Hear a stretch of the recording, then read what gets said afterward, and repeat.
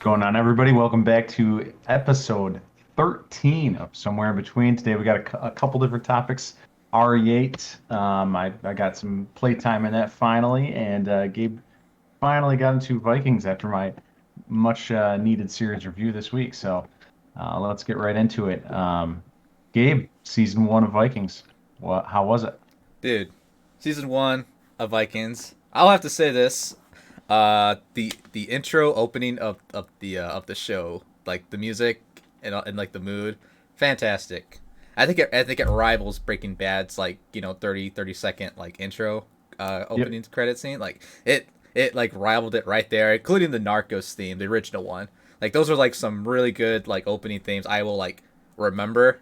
For Yep. like if I ever said someone about like who has the best opening credits, I'll name three of them right off the bat. So credit to the music people and the graphic artist who like made that because it's fantastic. And okay, so Vikings. Holy shit! Spoiler alert. I'm glad the fat fuck piece of shit died by the hands of Ragnar's older brother because he was the one guy I was like, all right, I already know for a fact I'm gonna hate this guy, and maybe episode two because I know episode one they're like establishing everything of what's going on.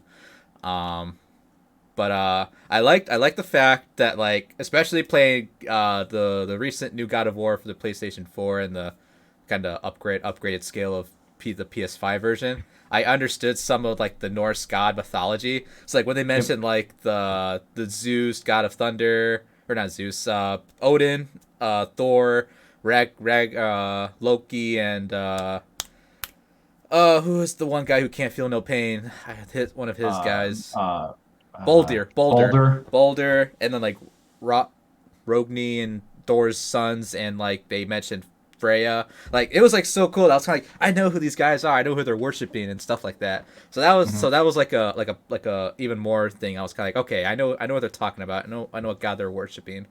Um, but the whole thing behind like Vikings, like the whole like what the Vikings were all about, was fantastic. I like the fact that Ragnar, he's protagonist, the main character throughout the whole series that I've watched. He's a fantastic character. I love him. So he's trying to the Vikings try to raid east, and Ragnar's like, well, why don't we just go west because you know there has to be something there in the west, and their little Ural asshole guy was like, no, because I said so. But Ragnar, he's clever and he's ambitious, and he finds like a way to like travel the oceans with like a limestone or something like that. Well, anyway, some kind of like a navigation thing Yep. that he you know supposedly works, and it does. So he gets like a crew of men, and Floki too. He's a character. That actor. I've seen him in a lot of stuff. I just can't remember in what, but I know I've seen him in like shows that I'd watch. And I was like, oh yeah, I know that actor. He's cool. He's like unpredictable. He's like a basket case. So like, there's like a good situation where he'll just completely ruin it, and he's just like unpredictable at times, which is kind of like kind of like one of those, oh, I wonder what's gonna happen next, type of thing. It could go this way, then it could go good, it could go bad. It's like it all depends on if he's in the situation or not. His older brother, I still don't know his name. I just know it's the older brother. He's discount Thor because he looks like Thor. He's great in it too. Rolo. Rolo. Yeah, that's his Um, brother. yeah, he's okay. So for the most part, because I know like sometimes he wants to betray his brother, but then he'll redeem himself, saying like, you can't persuade me with women and royalty and things like that because he's my brother type thing. So when you think he was gonna betray him, he doesn't. So I was kind of like, he will. I'm waiting for it. I'm waiting for the betrayal. Um, and his family too. His family's pretty sweet. The mom or the I don't know. It's Ragnar's wife. She's Lagertha. yeah, she's a badass. She's a total badass. That's the type of woman that should have been more towards like Captain Marvel instead of Captain Marvel being like, I'm woman, type thing. Um, and the son too. The son's a pretty is pretty funny at times. The younger one, the blonde, when he became, Bjorn. yeah, when he where he was like 13 years old and becomes a man and starts drinking and things like that. So he was pretty cool. And then like later in the seasons, I come to like him because I thought he was going to be just like a bratty little kid, Yeah, but he kind of reminds you of the main character, Kratos' son in God of War. He kind of yeah, reminds you of yeah, that. Atreus, It's very, very, very similar. yeah, Yeah, yeah. he's a great character, and he's probably one of the most important characters in the show. So Yeah. So he was I was gonna be like, oh god, like it's gonna be, this kid just being a spoiled brat. But it turned out like I think maybe the end of the season, that's when I was kinda like, I respect this kid and I like his ways of thinking. And um like Ragnar thinks it's, oh yeah, it's no big deal, but to him it's a big deal because like there was a scene where they returned to plunder the west, and Ragnar slept with one of the women, like the queens or the princess or something, and yeah, and his son was like, why would you do that? Like you like if mom was here, he'd cut your balls off or something like that. I was like, yo, I love this kid, and he was just kind of like, you love each other, and he didn't think of it as a big deal. I was like, no, but I love your mom, and he's like, well, don't do it again. And then like the next night, the woman tried to come in and sleep with them, and I thought he was gonna do it, and then Ragnar's like, no, no, and I know he was just beating himself up. He's like, why? I could have had more pussy, but I did it. I did it for my son. Fuck you, son. But anyway, late more into the end of the season, but there was some other stuff I want to touch up because I don't want to have this whole podcast being about Vikings. The other things that highlight towards me was the plundering, which is I think is fantastic because when they finally reached England, um, they're like they reached the place and they killed like a bunch of the Christians or whatever, and monks. the monks, and it's pretty cool. Is that like I think at first was it Ragnar was the only one who understood him, right? I honestly can't remember. Yeah, Yeah, there might have been. If there was anybody, it'd be Ragnar that could yeah. like talk to them. Yeah, because he was kind of like, "How do you know our language?" And he's all like, "Yeah, I know your language." Because like that's what caught my eye. He's like he didn't care about like I mean he did care about the gold and stuff like that, but when he found out that Yep. other people that looked different from them understood what they were talking about, and then I think that's what really caught me as like a cool character is that he loves like expanding his knowledge and his culture. So like Yep. when they came back and they killed most of the monks that were in the church, they brought them back, and he asked him on the boat. He's like, "Why do you, of all the things to bring with you, you protected that book?" And he's like, "It's the word of God." And he's just kind of like, "All right, whatever." And so the Pope, one of the Pope, in I think it was like episode 3 or 4. That was when on he'll start to gradually like change because like I started to like the Pope even more when he was kind of like there's the word of God and all this other stuff, and then he like abandons it for a while, and then he turns to like their points of view in life, and he, Yeah. Are you you know, talking about Athelstan, the monk yeah, the main monk, that comes back with them to Catechet that they yeah, bring back? yeah. Yep. So I had no idea he had a name. I just called him the priest. Call him the Yep. priest. Athelstan. He's a very important character too in future seasons, and his arc is awesome. Like Oh, I can't you'll wait. love it. So he comes back, and then then the king is all like, "Whoa, of all the things you brought me, it's all mine, and your ship is docked." And he asks Ragnar, what's the one thing you want? He's like, "I'll take the priest." And I thought that was pretty cool. And everyone's like, "Why the fuck would you take the priest? You could have had gold and other stuff and this other things." And he's like, I'm thinking bigger. He's like, he knows where more can be, where he lives. And I thought that was like so cool. So he's like expanding. He's thinking big, which I love. He's not Yep. thinking of like the treasures that he got today, and he wants to use them and things like that. He's like, I can get like 10 times as more as what we gotten when we went there the first time. We'll come back for it for the second time. So that was amazing.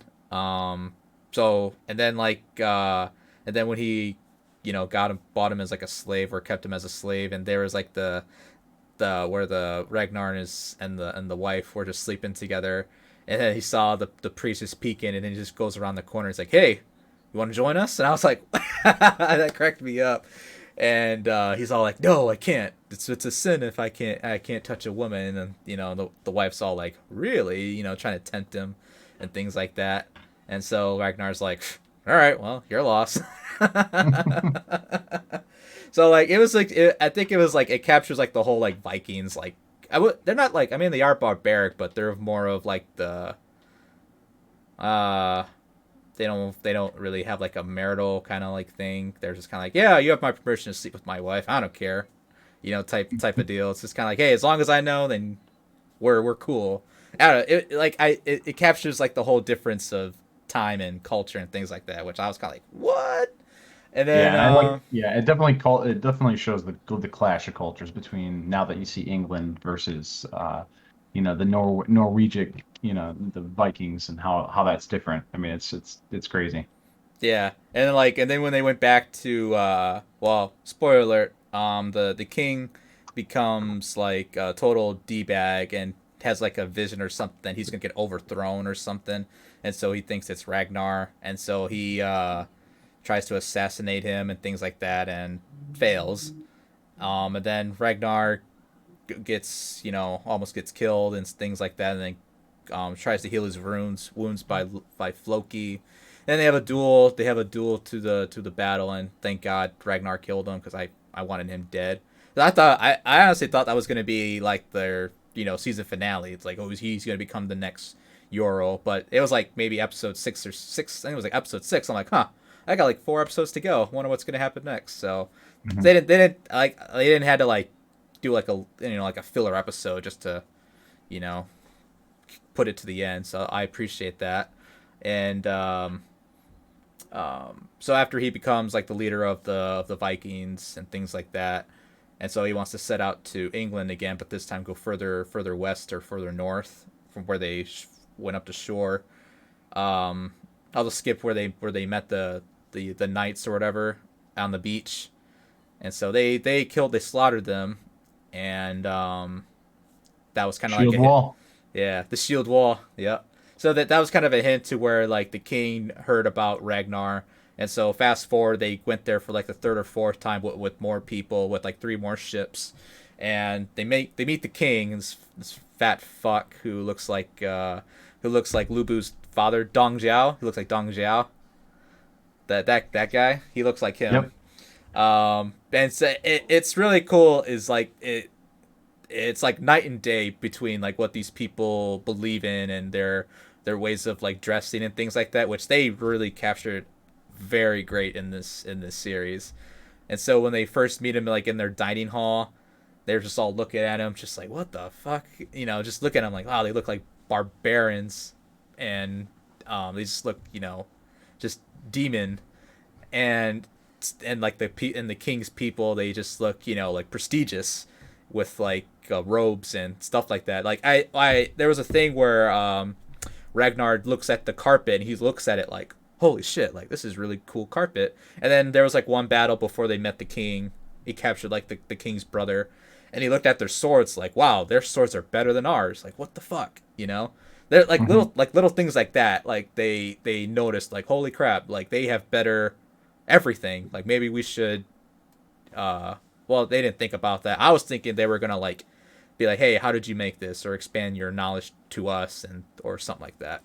Um, like even like when they were dining at the table, even like Floki was like examining their tables, and he's like, this is a really good ass table. Like I wonder what it's made from.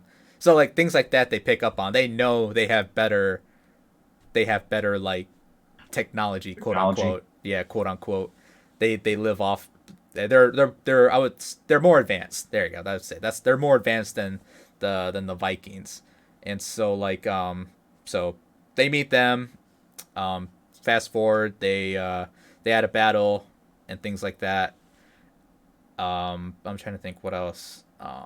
Oh, and the other thing was when they raided too is that like they picked up their, I forgot to mention that in the very beginning. That's like when they plundered and all this other stuff.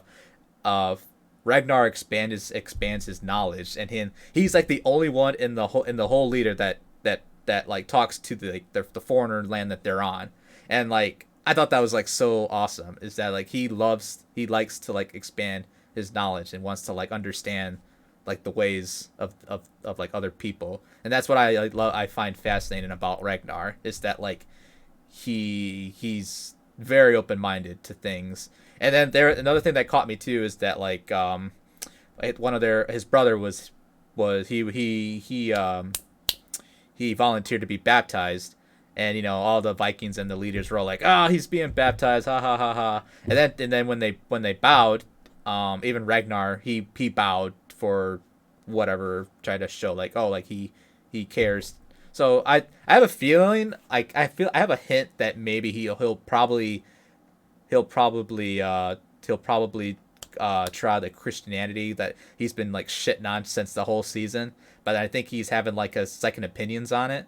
So I have a feeling, I do have a feeling that he's gonna like dab into the Christianity and just be like, huh, maybe your God's is better than my God type thing. Because I have a feeling like religion to him is gonna like be a little, it's gonna conflict with him. He's like, why has Odin abandoned me or something like that, and then like near, I think it was like the very end of the last season or something, where they invited all the Viking people to like gather, and they were gonna like sacrifice like animals and stuff like that, and then they were gonna sacrifice 4 humans, and the bishop was supposed to be chosen to be sacrificed, and luckily he didn't, because he was still believing in Christianity, because he saw like the rose on his wrist, and then Ragnar's like, huh, your God saved you after all. I'm like, yo, like he lives. So he's not down with Valhalla yet.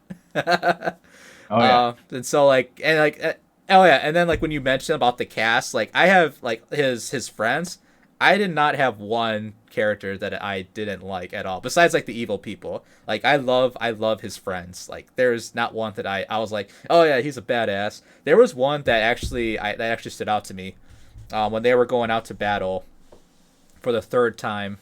It was an old guy, and he was like, "I want to join you on your raids," and everyone's laughing at him. He's all like, "Why, old man? Because you're old." And he's like, "I might be old, but I deserve a death, because all my friends that died when I was younger, they all in Valhalla, and I want to seek a glorious death." And everyone's all like, "Ha ha ha!" But Ragnar, he took like a thought to it. He's like, yeah, I like that. You can join us. And then, spoiler, he dies, but then he's happy for him, or the guy who died, he's happy. He's like, I have got a glorious death. I am on my way to Valhalla. And Ragnar's like, Godspeed, type thing. Yep. You're on your way to Valhalla. You're going to be joining with your friends and things like that. And I like the little things. They don't really dive too much into their religion and things like that. They do a little bit here and there, but I kind of like the stories of like what's Valhalla. They have like 1,000 halls of different doors and things like that, and like they did mention Ragnarok. I was like, oh, okay, they're gonna mention Ragnarok. I listened They to will that. do that many times. Yeah, Trust me. yeah, because like the priest is, I think like the priest is us, because the priest is asking these questions, and that's why like I have a feeling like we're the priest in this world, because we're just kind of like, how do you guys like live, like the way things are, what do you guys believe in. And that was another thing too, um was that after the king or the Earl died or got murdered by Ragnar, is that they had a woman there, and she was going to be sacrificed for him to like be with him to join in Valhalla and things like that. So I was kind of like, wow. So this woman's is volunteering to die to be with him, which I thought it was so weird.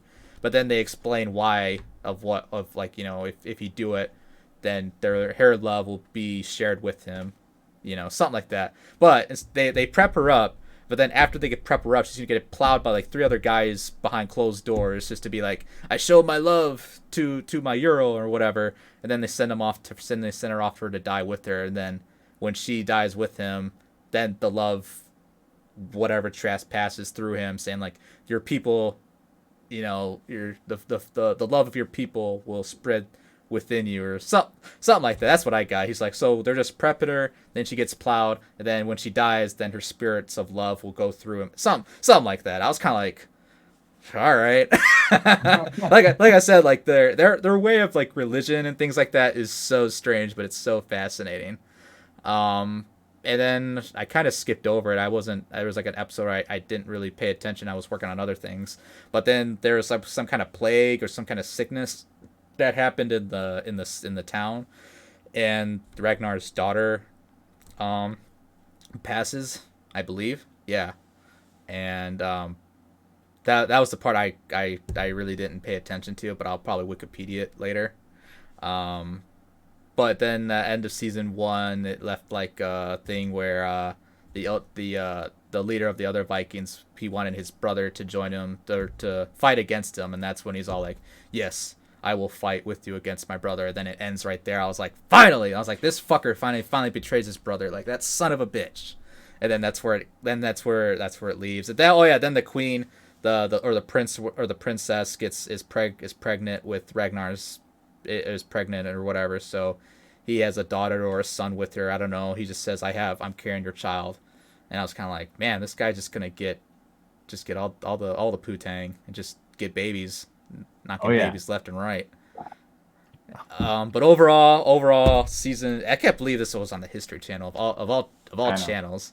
It's brutal. It's very fascinating to learn about Norse mythology and the ways that the Vikings live. I really recommended it. Like if you can't watch maybe probably the first two episodes, then it's not for you. Because I think after episode one, I was like, all right, this is gonna be good. And then in episode two to three, gotten better and better. I'm like, all right, I'm in on it. So yeah, episode or season one, I'd give it like a good 10 out of 10. It rivals with Breaking Bad, I think. Like, and then Breaking Bad had like 7 episodes of season one. I think this one had like 10. But yeah, I would say it rivals like first seasons of like the first season one of Breaking Bad, hands down.